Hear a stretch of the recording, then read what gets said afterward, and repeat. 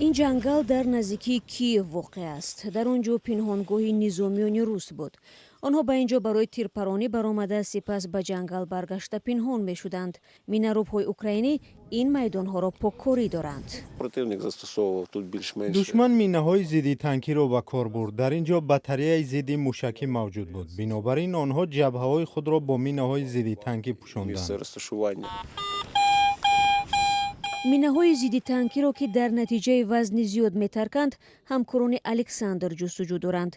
خود او که رهبری گروه را بر عهده دارد، در صف پیش مینه‌های ضد پیاده‌گرد را می‌جوید.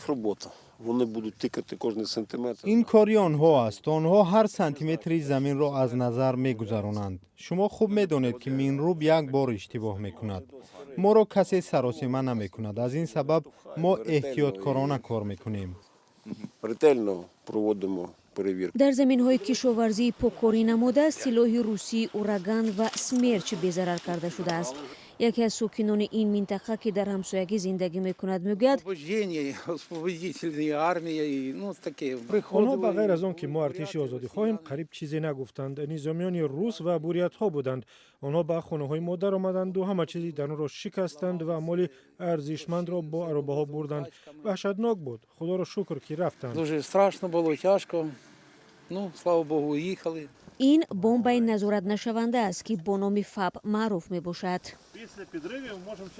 روسیه برای ویران کردن شهر و دهات ما از این گونه بمب‌ها منتظم استفاده میبرد. اگر شما به شهر برادینکا روید، بنای نوآشیانه استقامتی را میبینید که توسط همین بمب تخریب شده است.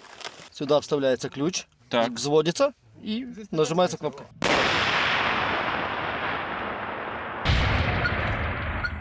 دوربین در مسافت تقریباً 500 متر از بمبی که باید نابود گردد گذاشته می شود. نواربردار کوشش می کند که دوربین را درست کند تا در وقت ترکیش نیفتد. بمب‌های هوایی و دیگر مهمات ناترکیده جنگی را به نوبت نابود می کنند. ما لوازمات زیادی حربی را پیدا می‌کنیم. رهبری گروه بی‌ضررگردانی مینه‌ها می‌گوید که همه روزه بیش از 100 عدد می‌یابند. میناروب‌های اوکراینی میگویند که پاکسازی مینه‌ها میتواند وقت بیشتری را طلب کند. در ولایت ژیتومیر همگی 30% منطقه تازه کرده شده است، ولی بسیار میدان‌ها باقی ماندند. بنابراین از ساکنان خواسته شده است که فعلا در جنگل سیر و گشت نکنند.